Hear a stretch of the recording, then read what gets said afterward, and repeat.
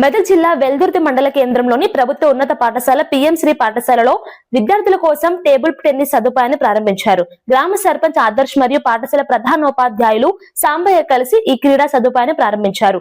PM Shri పాఠశాలలకు ప్రభుత్వం మంజూరు చేసిన ప్రత్యేక నిధుల ద్వారా విద్యార్థులకు ఉపయోగపడే విధంగా టేబుల్ టెన్నిస్ ఏర్పాటు చేసినట్టు ప్రధానోపాధ్యాయులు చెప్పారు.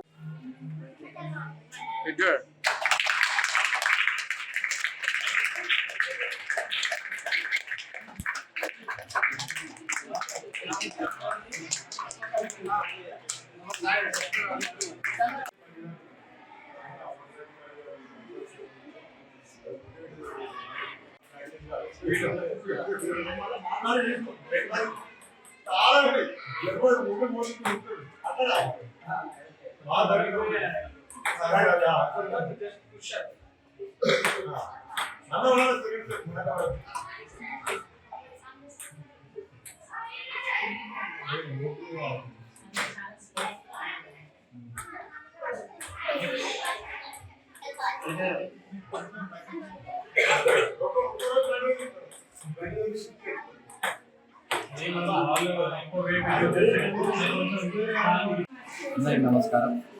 నేను పిఎంసి జిల్లా పరిషత్ ఉన్నత పాఠశాల జిల్లా మెదక్ గారిని.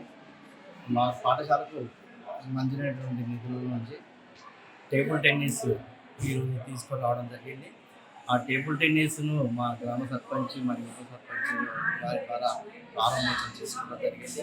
మరి ఈ టేబుల్ టెన్నిస్ అనేటువంటిది విద్యార్థులకు అంటే మైండ్ చురుకుగా ఉండడానికి చురుకుగా కావడానికి దోహదపడుతుంది.